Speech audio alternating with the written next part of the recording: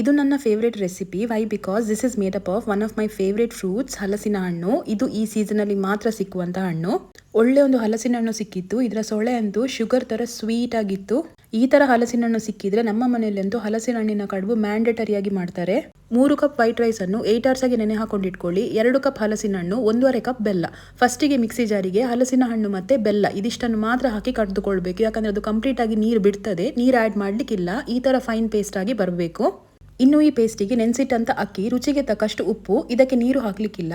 Fine paste ಮಾಡಲಿಕ್ಕಿಲ್ಲ. ತರಿತರಿಯಾಗಿ ಈ ಹದಕ್ಕೆ ಕಡ್ದುಕೊಳ್ಬೇಕು.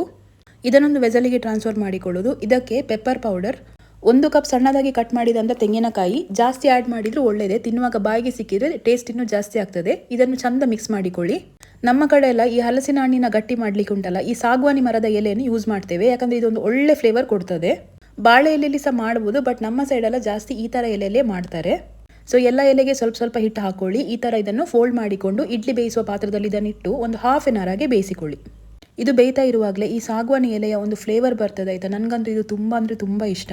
ನಿಮಗೆ ಈ ಎಲೆ ಸಿಕ್ಕಲಿಲ್ಲ ಅಂತ ಹೇಳಿದರೆ ಬಾಳೆ ಎಲೆಯಲ್ಲಿ ಕೂಡ ಇದನ್ನು ಮಾಡ್ಬೋದು. ಸೊ ಫೈನಲಿ ಬಿಸಿ ಬಿಸಿಯಾಗಿರುವ ಫ್ಲೇವರ್ಫುಲ್ ಆಗಿರುವ ಹಲಸಿನ ಹಣ್ಣಿನ ಕಡುಬು ರೆಡಿ ಆಯಿತು. ಈ ಸಾಗುವಾನಿ ಎಲೆಯ ಫ್ಲೇವರ್ ಮತ್ತು ಹಲಸಿನ ಹಣ್ಣಿನ ಫ್ಲೇವರ್ ತಿನ್ನಲಿಕ್ಕೆ ಎಷ್ಟು ಮಜಾ ಇರ್ತದೆ ಗೊತ್ತಾ. ಆಹಾ, ಈ ರೆಸಿಪಿ ಒಂದ್ಸಲ ಟ್ರೈ ಮಾಡಿ.